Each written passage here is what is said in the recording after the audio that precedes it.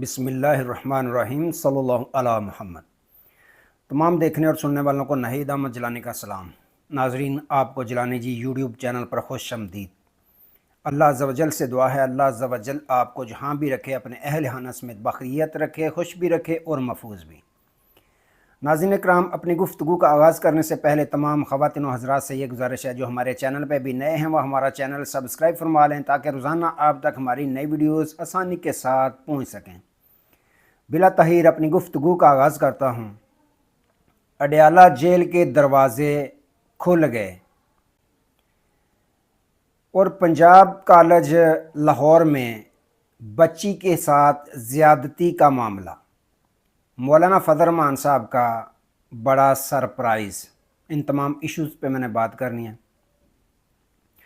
ناظرین اکرام، سب سے پہلے بات کرتے ہیں لاہور شہر کے متعلق، جس کی پہلی خاتون وزیر اعلیٰ پنجاب منتخب ہوئی ہیں یا بنائی گئی ہیں۔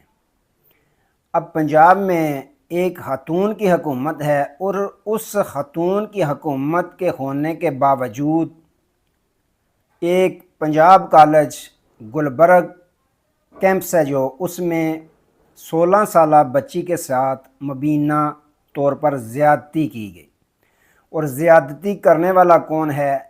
اسی نجی کالج کا سیکیورٹی گارڈ، اور ذرائع یہ خبریں دے رہے ہیں کہ اس کے ساتھ ڈرائیور بھی موجود تھا۔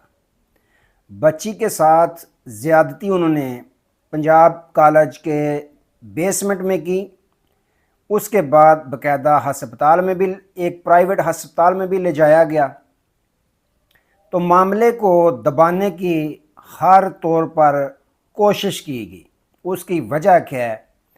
وجہ صاف ظاہر ہے کہ اس کا جو مالک ہے وہ میاں عامر محمود ہے، جس کا شریف فیملی کے ساتھ بہت گہرا تعلق ہے اور مسلم لیگ نون کا وہ سپورٹر ہے، اور ویسے بھی جو میڈیا میں آ جاتا ہے جس کا اپنا چینل ہوتا ہے تو اس کا چینل بنانے کا مقصد یہ ہوتا ہے کہ اپنے جو اس طرح کے گناہ ہیں ان پہ پردہ ڈالنے کی کوشش کی جائے۔ اب سوال یہ بھی ذہنوں میں آتا ہے کہ اگر اس کا اپنا چینل ہے، میاں عامر محمود کا دنیا نیوز چینل ہے، تو دیگر جتنے بھی چینلز ہیں ان پہ یہ خبر کیوں نہیں نشر کی گئی یا چلوائی گئی؟ تو ناظرین اکرام، جس کو کہتے ہیں نا پنجابی میں مجھاں دیاں بھیناں ہوندیاں نے، تو یہ چینلز مالکان بھی ایک دوسرے کی بڑی رسپیکٹ کرتے ہیں، ایک دوسرے کی عزت کا بہت خیال رکھتے ہیں، یہ کبھی بھی ایک دوسرے کی اس طرح کی خبر نہیں چلاتے۔ بہرحال جیسے تیسے ہوا، خبر تو یہ نکل پڑی، خبر یہ شیئر ہوگی۔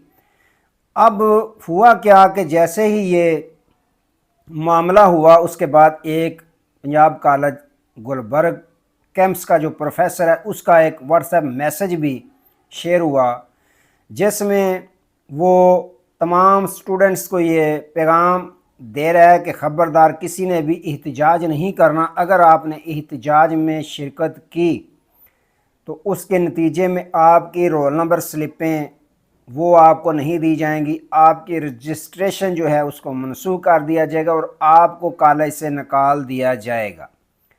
ایک زیادتی تو ہوگی بچی کے ساتھ، اس سے بڑی زیادتی تمام سٹوڈنٹس کے ساتھ کہ ان کو دھمکیاں دی جا رہی۔ اس کے بعد ناظرین اکرام معاملہ ہوا کہ پورا جو لاہور تھا، جتنے بھی پرائیویٹ کالجز تھے وہاں پہ احتجاج شروع ہو گیا، خاص طور پر پنجاب کالج کیمپس گلبرگ ہے جو اس کے بعد جتنے بھی سٹوڈنٹس ہیں، لڑکیاں لڑکے، تمام نے احتجاج میں حصہ لیا۔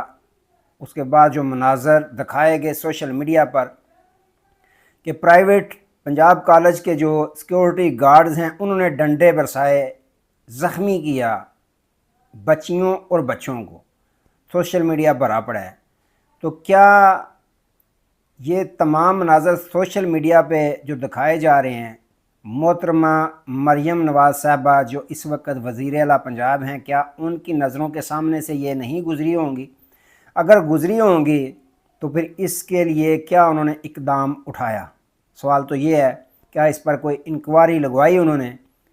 کیا انہوں نے کوئی قدم اٹھایا اس پہ، کوئی حکم نامہ جاری کیا؟ تو جواب ہے کہ ابھی تک کچھ بھی نہیں ہوا، بلکہ پولیس کو بھی دیکھا گیا کہ وہ بھی اسٹوڈنٹس پہ ڈنڈے برسا رہے ہیں، قیدیوں والی گاڑیاں وہاں گئیں پہنچیں، کس لیے؟ اور خبریں یہ آ رہی ہیں کہ جو پنجاب کالج کے پروفیسرز ہیں انہوں نے ڈیوٹیاں لگا دی ہوئی ہیں ویڈیو بنانے کی، کہ جس جس بچے کو ویڈیو میں جس کی شناخت ہوگی اس کو کالج سے نکال دیا جائے گا، انہیں جرمانہ بھی کیا جائے گا۔ اس طرح کی دھمکیاں دی جا رہی ہیں۔ آخر کون ان کی حوصلہ افزائی کر رہا ہے؟ کون ان کو تھپکی دے رہا ہے کہ آپ اس طرح کے اوچے ہتھ کنڈے کرتے جائیں، آپ کو کوئی پوچھنے والا نہیں ہے، نہ ہی آپ کے خلاف کوئی ایکشن ہوگا؟ تو یہ سوالیہ نشان ہے محترمہ مریم نواز صاحبہ پہ، جو اس وقت پنجاب کی پہلی خاتون وزیر اعلیٰ بنی ہیں۔ انہی کے شہر میں لاہور میں یہ سب کچھ ہو رہا ہے، تو اس پہ ان کو چاہیے کہ کچھ نہ کچھ ضرور نوٹس لیں۔ اچھا ناظرین کرام، ایک طرف تو یہ ہوا، دوسری طرف اب بات کرتے ہیں کچھ سیاست کے متعلق، کہ آپ کو پتہ ہے مولانا فضل الرحمان صاحب نے اس حکومت کے ساتھ ملاقاتوں مذاکرات کا سلسلہ جاری رکھے ہوئے ہے، اور ساتھ ہی وہ جو اپوزیشن کی سب سے بڑی جماعت ہے اس وقت پاکستان تحریک انصاف، ان کے ساتھ بھی مذاکرات اور ملاقاتوں کا سلسلہ مولانا فضل الرحمان صاحب نے جاری رکھا ہوا ہے۔ اگر مولانا فضل الرحمان صاحب کو دیکھیں تو وہ ٹیسٹ میچ کھیل رہے ہیں، جس کو کہتے ہیں نا کہ بلے کے ساتھ ٹک ٹک ٹک کر کے کھیلتا رہنا، آہستہ آہستہ وقت گزارنا، تو وہ بالکل ایسے ہی نظر آ رہا ہے کہ مولانا صاحب اس وقت درست طریقے سے اپنی اننگز جو ہے وہ کھیل رہے ہیں، بیٹنگ اپنی کر رہے ہیں۔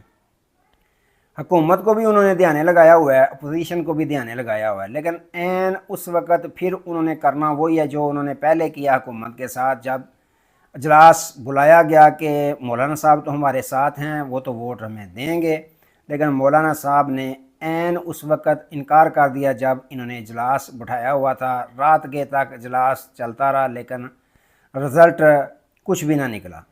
اب دوبارہ مولانا صاحب بڑی اچھی اننگز کھیل رہے ہیں کہ وہ 25 اکتوبر دیکھ رہے ہیں، آہستہ آہستہ وہ ایک ایک دن گزارتے جا رہے ہیں کہ 25 اکتوبر گزر جائے، قاضی صاحب اپنے گھر چلے جائیں، اس کے بعد دیکھیں گے کہ آئینی ترامیم کس طرح کرنی ہے۔ ویسے بھی انہوں نے کہہ دیا ہے کہ تمام مذاکرات اور ملاقاتوں کی وجہ سے جو ہے آئینی ترامیم کے مسودے میں ہم آہنگی پیدا ہو رہی ہے۔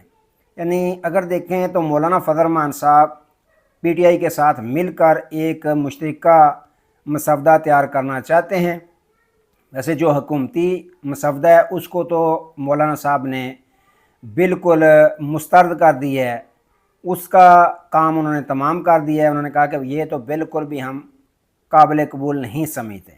تو اگر جو تحریک انصاف کے ساتھ مشترکہ طور پر مولانا فضل الرحمان صاحب مسودہ لاتے ہیں تو حکومت لگتا نہیں وہ مانے گی، تو یہ آئینی ترامیم والا معاملہ جوں کا توں ہی پڑا رہے گا۔ ساتھ ہی مولانا صاحب نے کہہ دیا ہے کہ جو 18ویں ترمیم والا معاملہ تھا وہ 9 ماہ تک کھینچا گیا، تو اس میں اتنی جلدی کیوں ہے؟ تو اس بات سے آپ اندازہ لگا سکتے ہیں کہ مولانا صاحب جو ہے ان کے ساتھ پوری گیم کرتے ہوئے نظر آ رہے ہیں حکومت کے ساتھ۔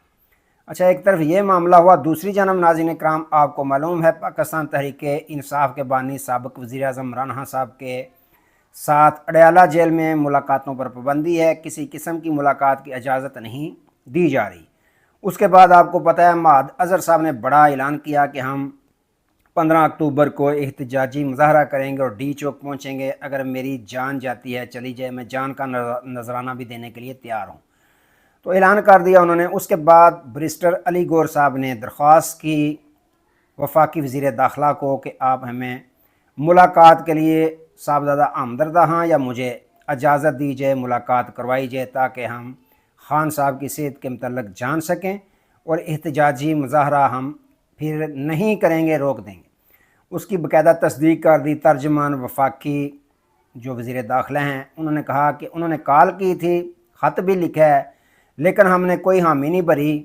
ہم نے کہا کہ اگر خان صاحب کی ملاقات کرواتے ہیں تو دیگر جتنے بھی قیدی وہاں موجود ہیں ان کے ساتھ یہ امتیازی سلوک سمجھا جائے گا، دوہرا معیار ہم نہیں چلنے دیں گے۔ تو ویسے اگر دیکھیں تو 7 بجے بھی آپ نے जेल का दरवाज़ा खोला था। वैसे टाइम जो होता है वो 9 बजे शुरू होता है। उस वक्त आपने इम्तियाज़ी सलूक बिल्कुल उसका ख्याल ना किया कि आज 7 बजे खोल रहे हैं, 9 बजे खोलना होता है दरवाज़ा।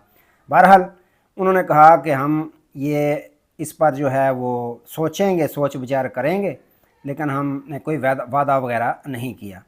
देखें नाज़रीन इकराम, कुछ चीज़ें पर्दे के सामने होती हैं, कुछ पर्दे के पीछे होती हैं। पर्दे के पीछे जो नज़र आ रहा है वो कोई गेम इनकी बातचीत तो हो गई है पाकिस्तान तहरीक-ए-इंसाफ की जो मौजूदा क़यादत है उसके साथ। मुझे नहीं लगता कि कल का एहतजाज तहरीक-ए-इंसाफ करे। यानी जब आप वीडियो देख रहे होंगे उस वक्त मुझे नहीं लगता कि आज के दिन ये एहतजाज करें। मुझे लगता है कि एहतजाज की कॉल ये वापस ले लेंगे, क्योंकि पर्दे के पीछे कुछ मामलात इनके साथ तय हो चुके हैं, या हो सकता है खान साहब के साथ ऑफिशियली कोई मुलाकात होगी हो कि आप SCO का इजलास होने दें, उसके बाद आप इजलास अपना एहतजाज जो है वो कर सकते हैं।